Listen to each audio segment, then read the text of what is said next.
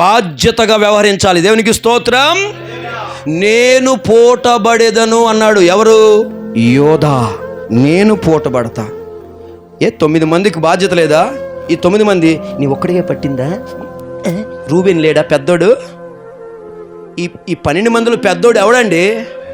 ఆ తర్వాత చిన్నోడు ఎవడు? షిమియోను. ఆ తర్వాత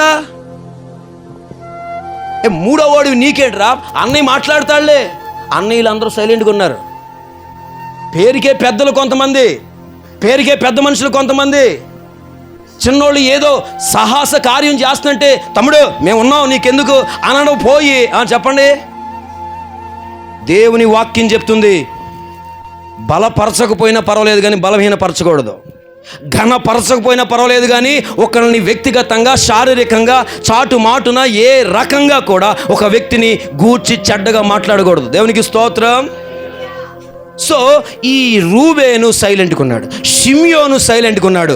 యోధాకే పట్టిందంటే బాధ్యత కలిగిన వ్యక్తికి ఖచ్చితంగా తరతరాలు దేవుడు దీవిస్తాడు. దేవునికి స్తోత్రం. యేసు ప్రభువారు ఏ గోత్రం నుంచి వచ్చారో తెలుసా మీకు? రూబేను గోత్రం కాదు, షిమియోను గోత్రం కాదు, గాదు గోత్రం కాదు, యోధా. యూదా స్తుతి గోత్రపు సింహమా యేసు క్రీస్తు